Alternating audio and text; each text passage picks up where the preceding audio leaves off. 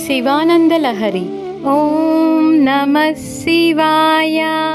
పుత్రేణాలమహం ప్రవన్స్మిన పురుషా దేవా విరించాదయః స్తుత్యానం గణనా ప్రసంగ సమయే త్వామగ్రగణ్యం విదుః మాహాత్మ్యగ్ర విచారణ ప్రకరణే ధానాతు శస్తోమవధూతా స్వాం తురుత్తమోత్తమఫలం శంభో భవత్సేవకా.